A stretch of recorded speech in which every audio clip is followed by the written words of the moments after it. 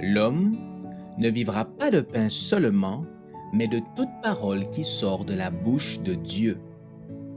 Voici votre moment de méditation quotidienne.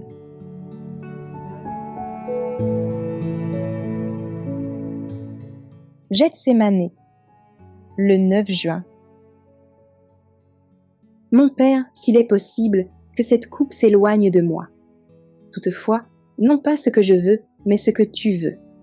Matthieu chapitre 26, hymne verset 39.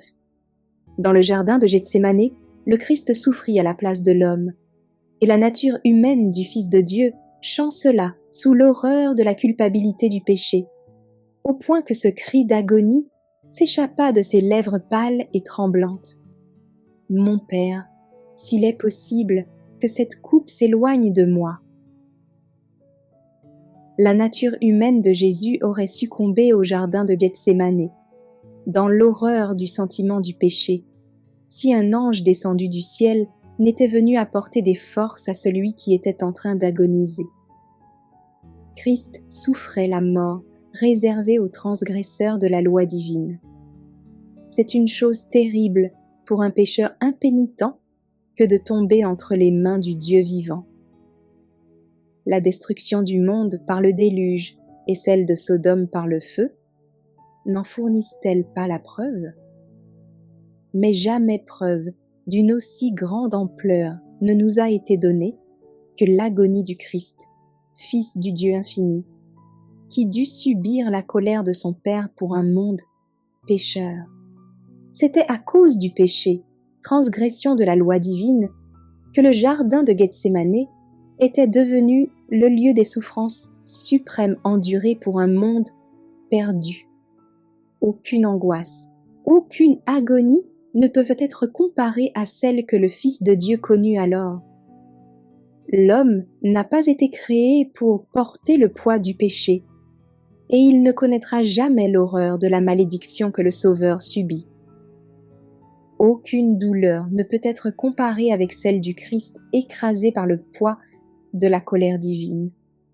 L'homme, à cause de sa nature finie, ne peut supporter que peu d'épreuves et de souffrances. Sinon, il est voué à la mort. Mais la nature du Christ possédait une plus grande capacité de résistance à la souffrance. Le salaire du péché, c'est la mort, mais le don de Dieu, c'est la vie éternelle par Jésus-Christ pour le pécheur qui se repent et qui croit. L'épée de la justice fut sortie de son fourreau, et la colère de Dieu contre l'iniquité se porta sur le substitut de l'homme Jésus-Christ, Fils unique du Père.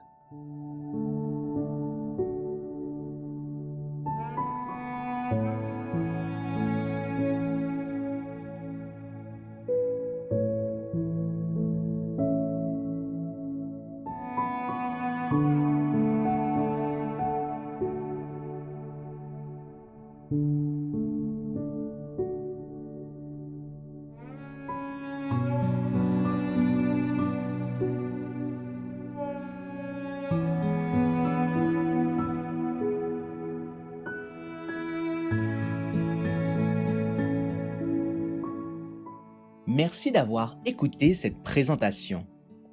Assurez-vous de nous rejoindre demain pour votre moment de méditation quotidienne avec lereste.org.